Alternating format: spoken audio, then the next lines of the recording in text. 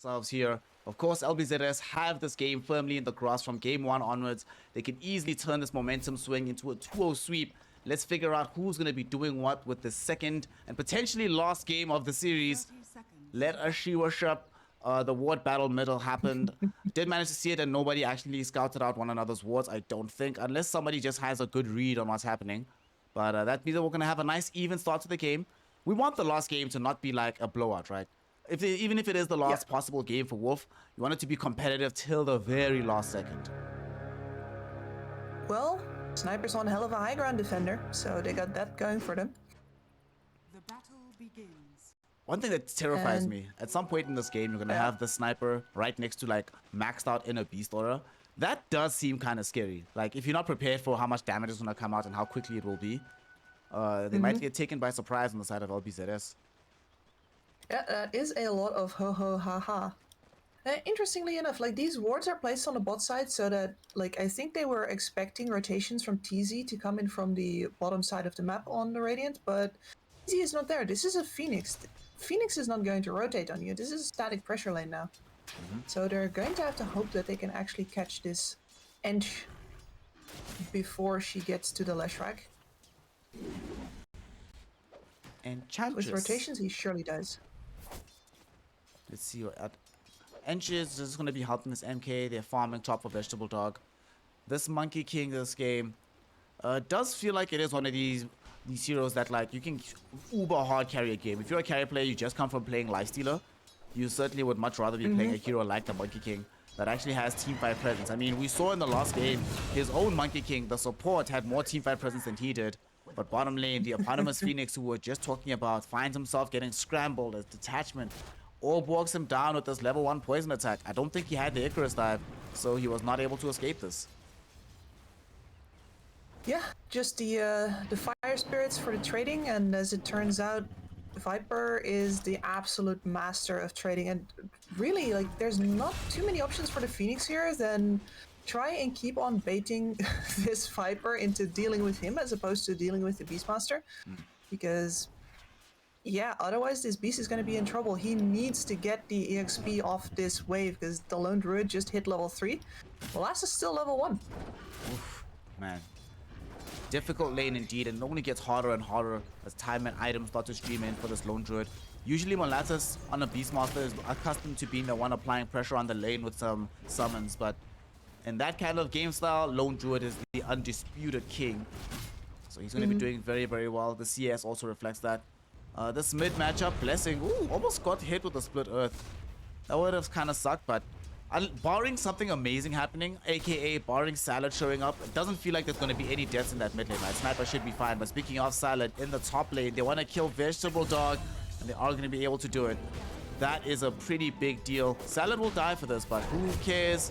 He's been able to make sure that Monkey King's progression is stalled out. Yep, and this MK really needs to have damage early on to be able to fight into these Eidolons. Like, and you're hoping that you get to steal some life off of the Tiny as well, but this is a very risky lane for the Monkey King. It was one of the reasons why I was not sure if this Monkey King was going to be core. Like, you're not the best at recouping the losses from getting your range creeps denied by grabbing the Eidolons. Like, you're okay, you're better than some with your Boundless Strike, but no, you're not a TA or let's say a Juggernaut, something like that. Your options are somewhat limited in that capacity. Just see the Boundless Strike, but it's only on 2 Eidolons. The only thing that can help him out sometimes is this enchant on the Eidolon, but for the most part, there should still be the LG show here in this top lane. As time goes on, though, LBZS is starting to look really, really good in this CS department. Speaking of LG, though, what build are we expecting from the Enigma this game? The usual Wraith Pact, BKB Blink. Do we skip Wraith Pact? Looking at the damage outlay from Wolf, what are you going to see from him? See the Blink prioritized up versus this Sniper.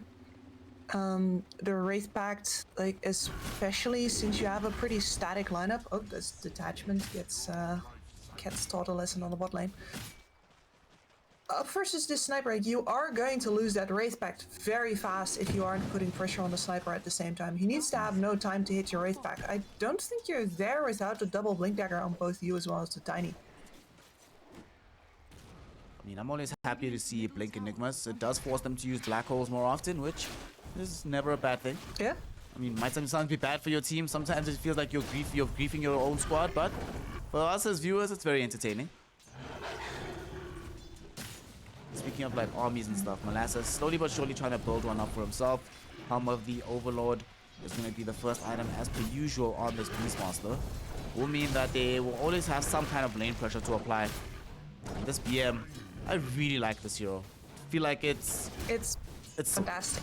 Yeah, it's a great hero right now. The fact that it has 2 builds that you can go, like 2 viable laning stage builds, is very rare indeed.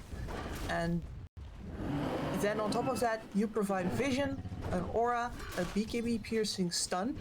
Like you have wave clear, you have push, you have teamfight contribution. The man's got it all. Like I don't call him Baymaster for nothing. Like this is the dude. If you ask me which Dota hero do you marry, it's Beastmasters, no question.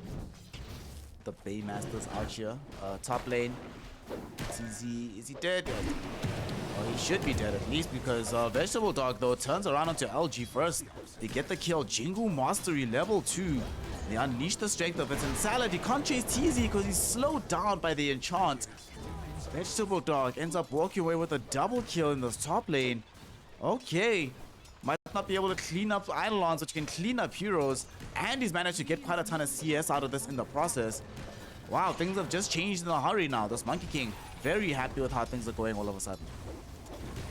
Yeah, very important as well, right? Because he has a sniper on the mid lane, so this man is not going to be making any plays for you. Blessing is, much like the Zeus, going to be sitting in the wings, waiting for you to make stuff happen. So this Monkey King having a big lane, normally I'm like, okay, fine, your carry's having a good lane, that's just faster farm acceleration. Not this time. He needs that farm early on to be able to contribute and make up for the fact that his sniper is going to be doing absolutely nothing. Yep. Sniper still just farming away. His lane partner in PP will show up to just get a quick kill onto this Phoenix in the jungle. So both supports down bottom have been losing their lives often, but the big deal is that PP is finally able to get involved on the map. We don't often see this Leshrac hero capable of making big early rotations, so it always helps a lot when the food comes to him. And in this instance, it's going to be the Phoenix that feeds himself. Still though, one thing that is very frustrating for a Leshrac when you play into the sniper, you're usually accustomed to being able to pressure the tower fairly early on. That's just not going to happen in this lane. He's going to have to No. He actually might die here.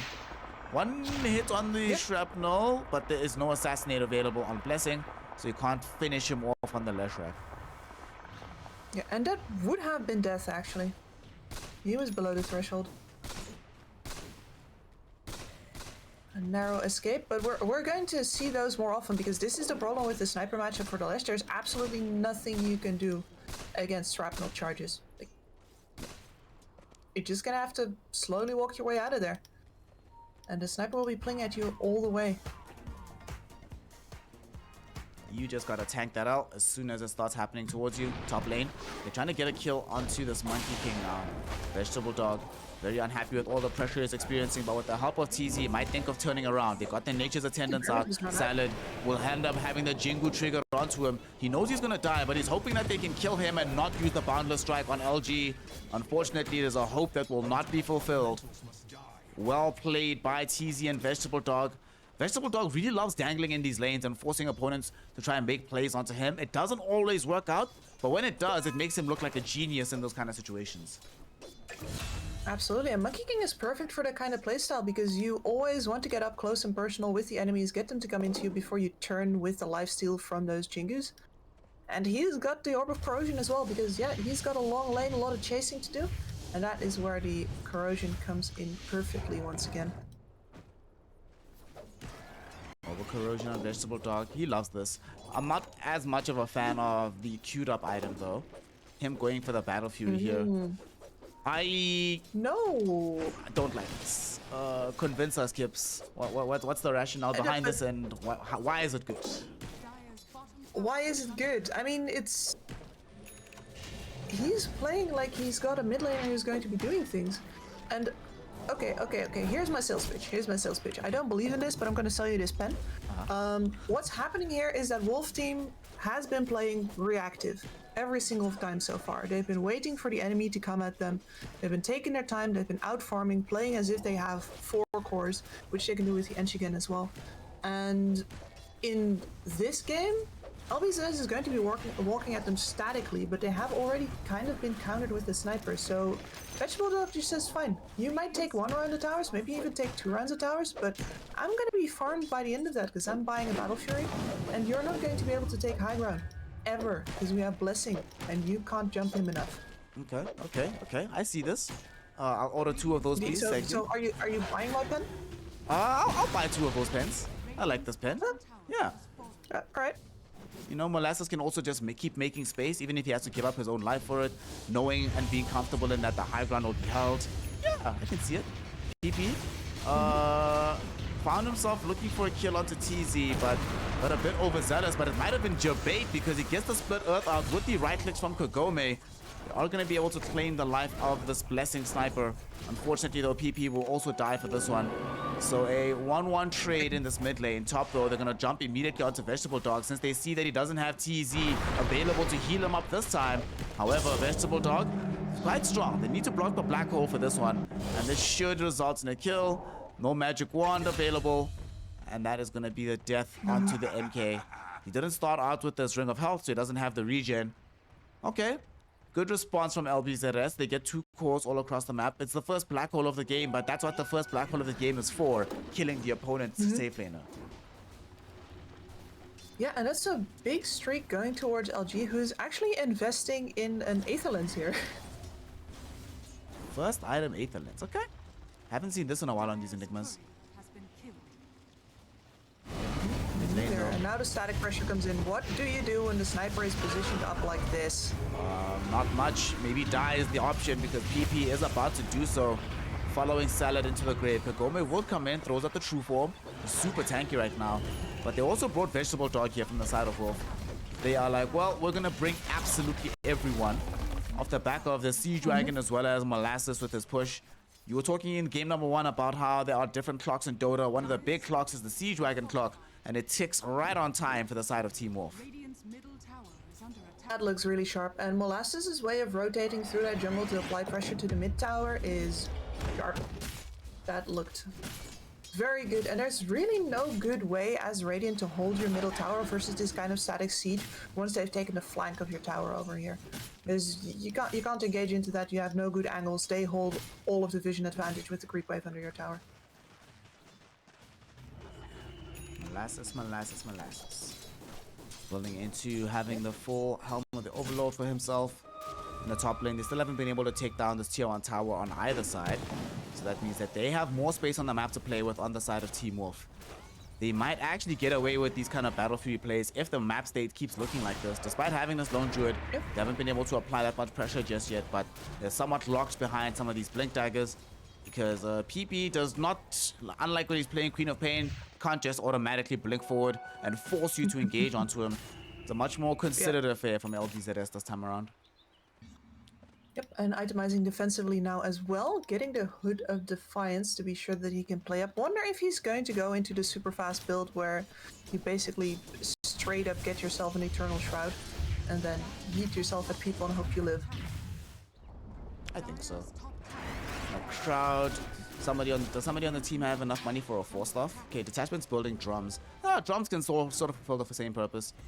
Pop the shroud, just run headlong at them. Okay. It can work, but I would also like to, at some point, see him get a Sanj and Kaya. And there it is. Yeah, he queues it up right now. Eternal Shroud going for his heads up. Excellent. I mean, it's the best he can do under the circumstances, and the drums, it's a shame that Boots of Bearing are so expensive because they're super good in this game.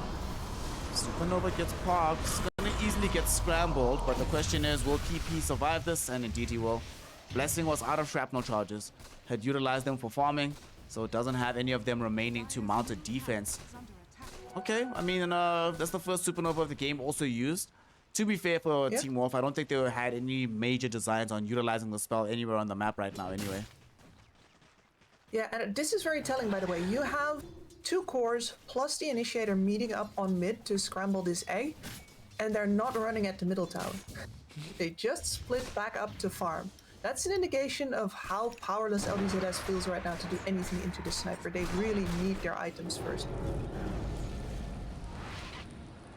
Oh no! What? Phoenix got his tree. That's so sad. That I was wondering, did Vegetable Dog just have like a sudden onset of mercy? Yeah, quelling? And then I was like, wait, what? How did this happen? Wow. That's really unfortunate. Phoenix is Yeah. like, my bad, bro. Funny though. Oh, it's hilarious. Yeah. So LBZS is doing everything, like they're itemizing into this sniper as much as they can. There's a blink dagger coming on the Enigma, as we were talking about. Blink dagger coming on the Tiny. Shroud on the Lash now. We are going to see a blink on him. I have no doubt that we're going to see a blink on this Lash at some point in this game, and it might be sooner rather than later. Yep. And then really the one doing the pushing is going to be this lone druid who just finished off Desolator, and now Wolf has to be careful because if they give up positioning around Roshan, they're going to have trouble engaging back into it. Luckily for them, they have the fast vision advantage in this game as well. Between Monkey King, Inch, and Beastmaster, they should have the heads up. See when the big man is going down. And they also have some decent wards in the triangle, where we're going to be definitely later on in the day see Team Asta playing around on this Radiant Triangle. But they are aware that Yeah. Roshan changes everything. And you don't want to give away an Aegis as well to a draft that has an easy Deso on this Lone Druid. And of course, Aegis on Leshrac, it's one of the better ones in the game. Yeah. It's really, really good. So you I can't- would rank Lesh probably second after Storm. Can I sell you that pen as well? You don't have to sell me. I think I own a full stock. Like an entire shop full of that pen, you know? Yes. This is why I like you. You know what's good in the pen department. Mid lane, they finally feel confident with this Deso to try and make something happen onto this tower. And they just feel that this lone druid bear is strong enough to tank all of this. The question is, what will Wolf try to respond with? And the answer is nothing. It's like, well, this tower should have been dead so long ago that any single second we've kept it alive has been a bonus for us, so no need to overcommit to keep something alive that shouldn't even be standing at this stage anyway. This Molasses gets caught big time. That is in your stubbies. Just down a hill, trying to get some Eidolons down. That's... Oh well. Anyway, I do think that they were lurking on Wolf to see if they could get like a mispositioning of LBZS, see if they could capitalize on that, but the way that LBZS swings around the flank with several heroes at once, drums pop means that you have to back out towards your high ground, and that's where you lose control of the tower. Like, you have good range with that sniper, but not that good. He still doesn't finish, hasn't gotten the full Hurricane pack just yet. Building up towards it. But until then, we'll just play it safe, keep farming. I must say though, now that this game is playing out at the pace that it is, and now that we're seeing that even though LBZS, yes, they can take towers, we'll talk about it in a second because LG is gonna die. He's super you sure dead. will. Woo! Woo! Peace, fam. Enjoy life, or enjoy your death, I guess. But I was just gonna bring up the fact that the pace of this game and the fact that Wolf is capable of getting kills on the other side of the map. They haven't lost any towers. It's too significant since losing this tier 1 mid. You're starting to really feel like maybe this greed of the Battle Fury might actually pay off somehow. Unless they kill him here. Yeah. The smoke gang is gonna go instead towards Molasses. What's up with the hate towards our Beastmaster? As he loses his life though, Vegetable Dog comes in with the Wukong Boundless Strike on the 2. They're gonna be able to kill one hero on detachment, make that 2 on PP. No, PP buys time where they're throwing out the Split Earth, but the time will eventually expire and will be brought down as Blessing finds the right clicks from the edge of the fight. 2 heroes brought down bottom in exchange for the life on Molasses. I don't even think they care about pushing all that much. They're like, cool, we got these kills. This just buys us more time to keep farming on this Monkey King. Yeah, and keep farming on this sniper as well. Like, he waddled his way over. Because that's the ideal engagement for a sniper, right? You wait until everybody is engaged and then you start taking pot shots. And that is kind of the position, like the unenviable position that LBZS find themselves in, because they do not have vision advantage here, so they can't find the sniper. Best way to find, like the second best way to find a sniper without finding it yourself is throwing something at the enemy and then seeing where the shots come from. Unfortunately, in this case, they had thrown a Leshrac. Yep. And after he's dead, they're kind of out of damage for a while. That's a good toss back. It's a very good toss back from Salad. We'll be able to find TZ. Split Earth should interrupt Oh this my TP lord. attempt. But this is taking you a lot longer than they're comfortable with. They're just like, oh, finally. Thank you, Detachments. Throwing in the Nether Toxin. Jeez. Jeez, And jeez. PP is like, I don't want to show. Where is this sniper? I do not want to show. This is such a good sniper pick, man. Like, the entirety of LBZS is just hamstrung by the fact that there's a dwarf hiding in the bushes. And also, Gaben is blessing this dwarf right now. Look at what he's got for himself in the item for the neutral slot. A young Grove Bow. Of course it's a Grove Bow for Sniper. Of course it is. Under attack dives are scanning. Oh, well. When it rains, it pours. Yep. When the Dota gods have declared that this shall be a good sniper game. A good sniper game it shall be, whether we like it or not. Ho ho, ha ha.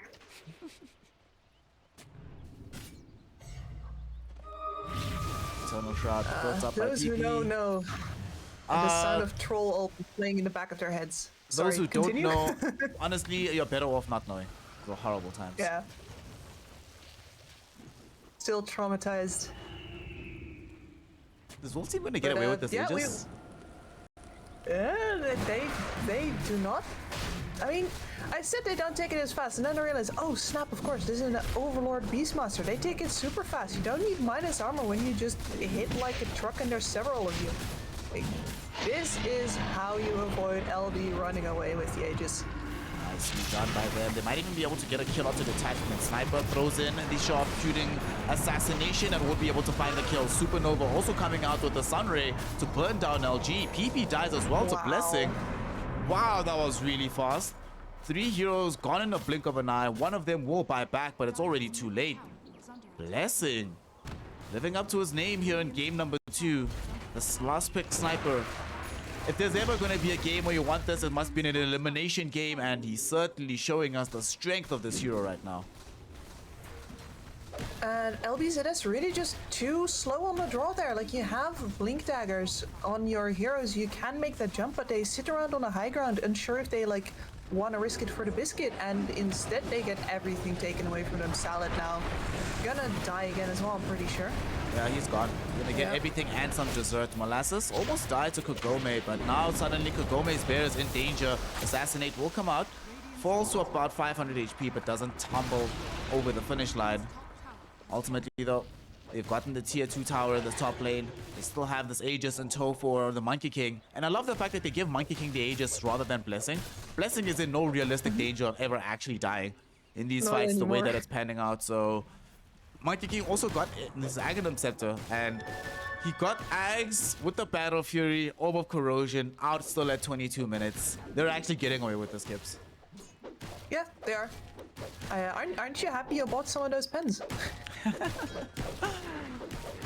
They if were while real the good. prices was cheap?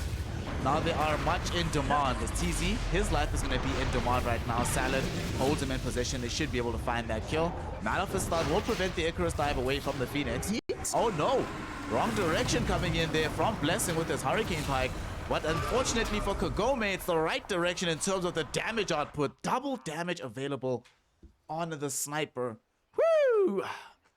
DD Sniper. All right. All right. Now we're talking. Now Yeah. we're talking. I mean, I think Blessing's done talking, actually. This is gonna be nothing but violence. And with a sniper on your backlines, you really also don't have to stop. You're not bound by any cooldowns here at all. As long as you have relatively tanky bodies to put in front of this sniper, you're good. You're good. He has 0 cooldowns. He doesn't even need to save the shrapnel for vision or for slows because you have an Ench. So she's going to be provided an Ench and a Phoenix, actually. So plenty of slows for him, plenty of vision for him. He's at the shooting range. This is his day.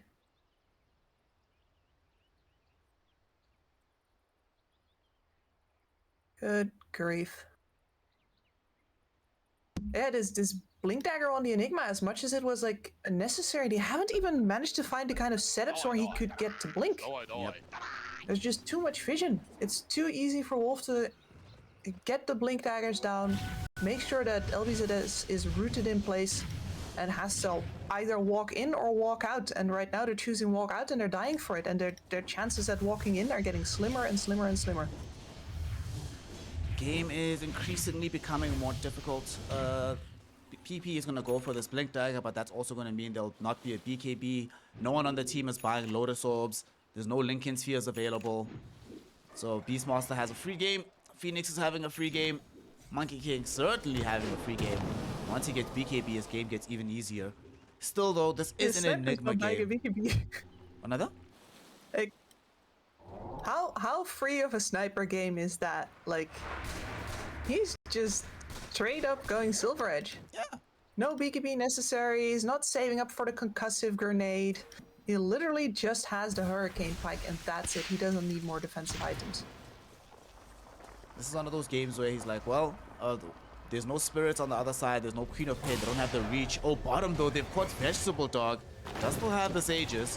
His team, will they be able to get to him in time? He Phoenix dies does have the Supernova, but I think he's gone. There's no way that he ends up walking away from this one. His own BKB is not finished, so he is susceptible to those kind of plays. Okay, there we go. There's the big sign of life that they needed on the side of LBZS, killing the big core on the side of Team Wolf. Yep, and they actually hit a pretty important milestone otherwise as well, because the Boots of Bearing are finished over on the Viper right now. And I was talking about the slows that Wolf has to make sure that LBZS can't walk in or out on them. Well, with the Boots of Bearing, you actually do get to do that. Shot calling just has to be crisp. LBZS certainly been doing their homework on exactly what to do, and now they're going to smoke up, try and press the advantage while they are having the numerical advantage overall. They find the Phoenix, not the best target in the world for them, but this might lead into a tier 2 perhaps. What sucks is that they have lost out on an Aegis push potentially because they already removed it from the Monkey King. So they kind of need to make this worthwhile by getting more out of it. They no Ancients to clear up. The vision that they plop down here will certainly be dewarded. And because they haven't been pushing it in, it's going to be too slow to reasonably threaten the tier 2. Feels like all they're going to get out of this is this Phoenix. Well, wait, no, what? they just spotted the sniper. Blessing. Oh, but they don't have detection. Invincible. There's one sentry on this Viper, and Blessing doesn't know. Oh my god. Oh, Salad guesses one. Oh my god.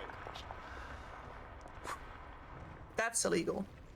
That was one of the closest things ever. Blessing is really playing with risks. Look what he does right afterwards, Kips. Immediately queues up BKB. He's like, right. I get it, y'all. I could actually die. It's fine. Oh, well, I do like to see that. But yeah, one of the other problems that we have for LBZS here is that all of their vision is defensive right now. They were moving into that enemy triangle like they were going to ward, but they didn't actually have any obses over on detachment. Had to wait for those, and now the terrain has been given up already, and how are you going to make moves in advance? Well, you know what? Maybe Vegetable Dog just offers himself up again on the bot lane. Okay, never mind. Didn't he just die here? Like... Yes. Okay. Just confirming. Yeah, like the... Anyway, without advance warning, you don't get pickoffs on your side lanes, because surely the enemy cores aren't dumb enough to completely overextend. Yeah. Here they come though from LBZS. They might be trying to look for a counter engagement. They will go on to Molasses. They find the Avalanche toss. Molasses pops a BKB. At the same time, they really want the Phoenix, and Kagome almost able to bring him down. Molasses going 1v1 versus Detachment right now, and they've already lost the Leshrac though. Phoenix will end up popping the Supernova. It stuns out the Enigma. Enigma's gonna die. Kagome does manage to get away to safety. But that was a very surprising situation there. I thought for sure LBZS would win that fight. They had the numbers. It was 5 versus 4, but somehow they end up having the fight split in 2 directions. Detachment's all by himself here. There's a Leshrac with Enigma this side, and nothing goes right for them, Kips. Yeah, I mean that their Lesh And I need to is restart my running Dota. Sorry, it just seems to have frozen the screen. 1 second. Give me a second. Okay, well, you're going to get a radio cast right now then. That's completely fine. But no, that Leshrac is running at an Enchantress, and Lesh is not a bursty hero, so she heals up almost as much as the damage that he dealt. And in the meantime, because he's chasing, he's dragging the rest of his team forward into the eyes of the sniper, who does get tossed into the base right now. Tanky, though, gets to actually go out again with the Hurricane Pike. That was a decent opportunity, and they don't even lose the bear for it. But now the glyph is down and the siege is on. Beautiful half circle spread from Wolf. Vegetable Dog into the base with a BKB hammering down Salad. Salad is gone. There is the black hole. They caught the Beastmaster. They got pretty much everybody, and the sniper wasn't there yet, but they're not dying fast enough. The BKBs come out. PP is dying. He falls over. Vegetable Dog is still alive, but they can't chase out now. Bash brings the Beastmaster to his end. Vegetable Dog is gone. And invincibility? Blessing feared? Is he him? They don't see him. There he goes. And that is close to a full wipe on the back of... I think Wolf resets on that tossback and thinks, that was all they had. That was all they had. We can just go now. And instead, what they do is once again over-engage on Vegetable Dog, and he gets separated too far from his sniper, gets brought down, and the base is held by LBZS in a very neat fashion. I don't even think they had to buy anybody back for that. No, Well, they did not. Looks like I'm out of the job, Kips. Replaced as the play-by-play guy because you were holding it down on that fight. Team Wolf. Thank you, sir. Regrettable situation. This is not great. There's also now double damage on Kogome, so they're going to be able to knock over some buildings. Woo. I think that's Launch. my high level analysis there. Alright, let's see how many hits. So there's 2 hits and it's already lost like a third of the HP. Yeah. Fair and balanced this hero is in general. This, I don't understand why, Tower like, why do you get both? consequences. I feel like you should get one of 2, right? Antagonist Claws or Demolish. Both shouldn't be available on the same hero. But they're not on the hero, they're on his pet. The hero does nothing. So that's how it's fair. Because the hero does that's how it's absolutely fair. nothing. Top lane. Looks like TZ is also going to end up doing nothing because he's going to be spending some time twiddling his thumbs in the fountain. Will make this a little bit complicated with the Nature's Attendants, but LG will show up now with this huge Midnight Pulse. That took a lot longer than I thought they were going to take for that, but doesn't matter. They get the kill regardless.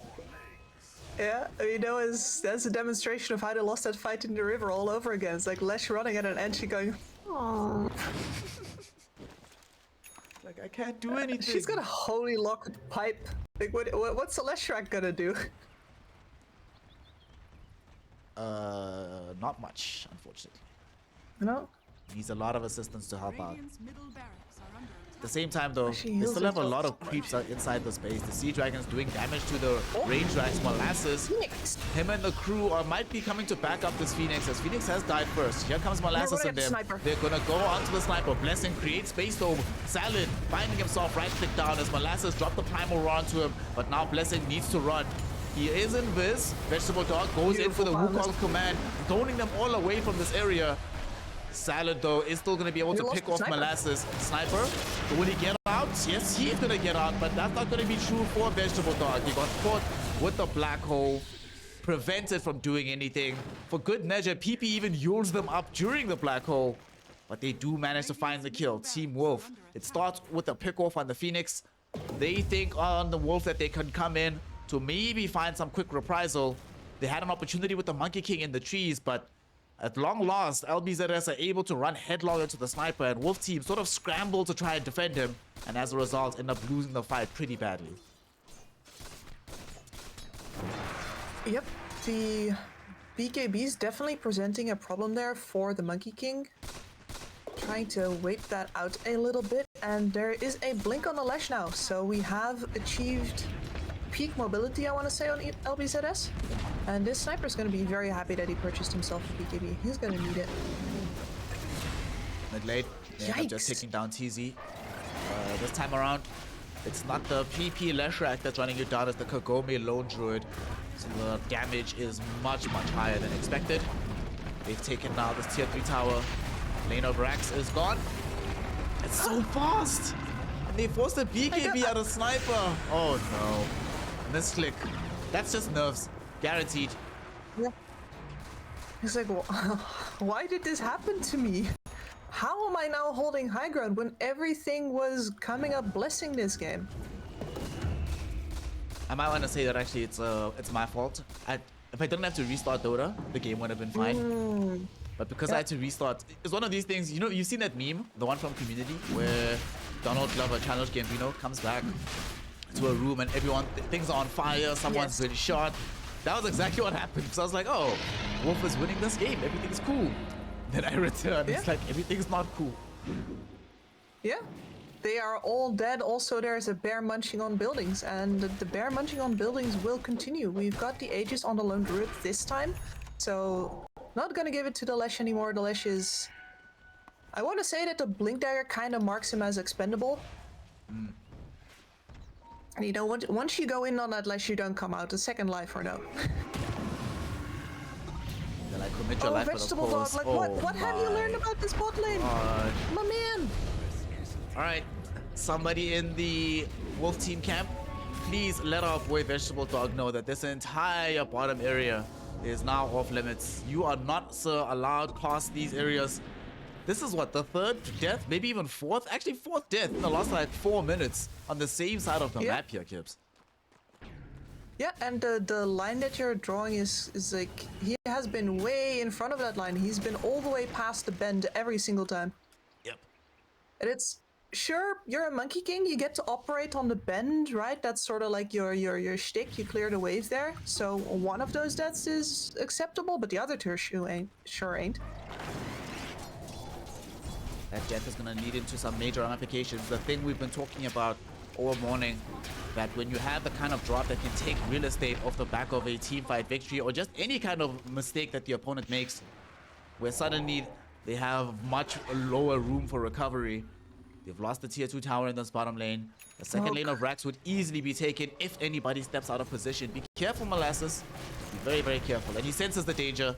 He's like, nah. Let's wait for the Monkey King to come back. I don't see any heroes showing on the map, so why go in? But Blessing came too far forward, got black hold by LG, and they can't cancel this. He's gonna lose his life. Molasses was on the wrong side of it, so he couldn't blink to cancel with the primal roar. No buyback on the Blessing sniper either. He's 1-5 gold short, and they no longer have Supernova either. They cancel out this big Icarus dive. The second black hole, it's on the 3 heroes. Make that 4. They are all freaking dead, and this game is all but over.